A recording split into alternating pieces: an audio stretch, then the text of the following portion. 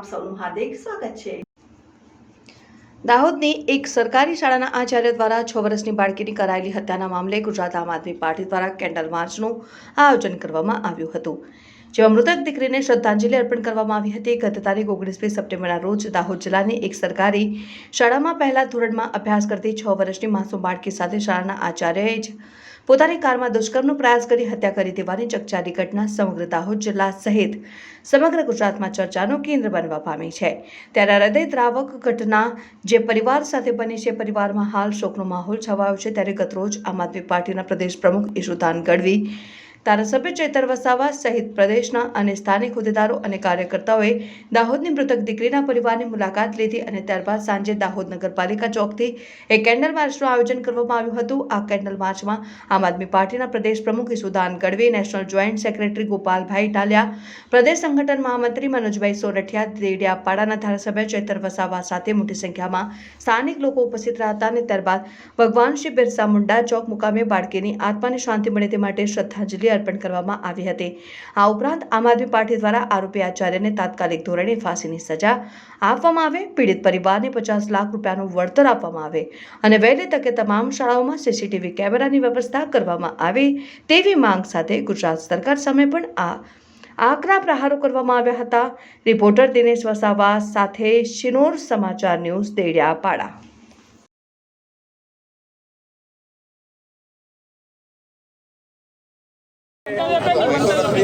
દાહોદમાં ભાજપ સમર્થક અને વીએચપીના જે સભ્યોએ પ્રાચાર્યએ એક દીકરી સાથે 6 વર્ષની દીકરી સાથે જે જઘન્ય કૃત્ય કર્યું છે, એના આખા દેશમાં ઘેરા પ્રત્યાઘાતો પડ્યા છે।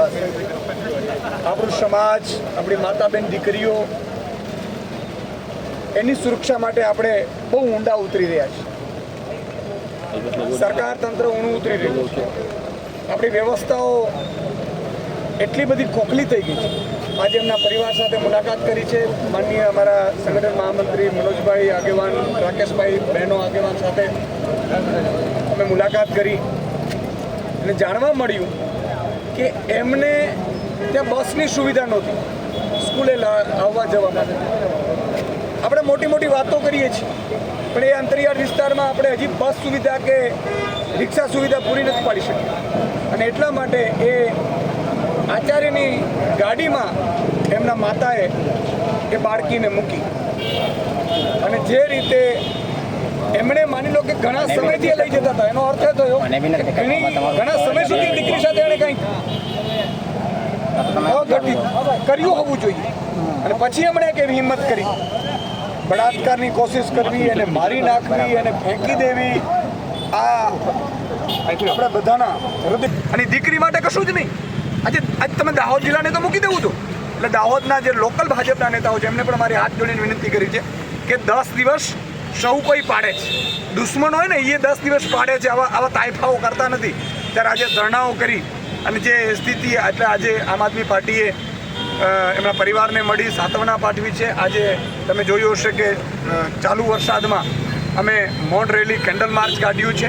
અમારી બહેનો પણ સાથે જોડાઈ છે અને 2 દિવસ પછી અમદાવાદમાં પણ આ દીકરીની આત્માને શાંતિ મળે અને આવા નરાધમોને કંઈક ભગવાન સારી બુદ્ધિ આપે અને આ તંત્રને અને મુખ્યમંત્રીને કંઈક બુદ્ધિ આપે માટે અમે પ્રાર્થના સભાનું પણ આયોજન અમદાવાદમાં પણ કરવાના છીએ અને આ દીકરીને જો જ્યાં સુધી ન્યાય નહીં મળે, એમની પરિવારની માંગણી છે કે ફાંસી આપવી જોઈએ, એટલે ફાસ્ટ ટ્રેક કોર્ટમાં લઈને ફાંસીની સજા, સાથે સાથે એમના પરિવારને 50 લાખની જે એને સહાય પણ આપવી જોઈએ અને તમામ સ્કૂલોમાં ચેકિંગ કરવું જોઈએ કે આવા કોણ છે જે આચાર્યો, શિક્ષકો અને ત્યાં સીસીટીવી મૂકવા જોઈએ અને બસોની વ્યવસ્થાઓ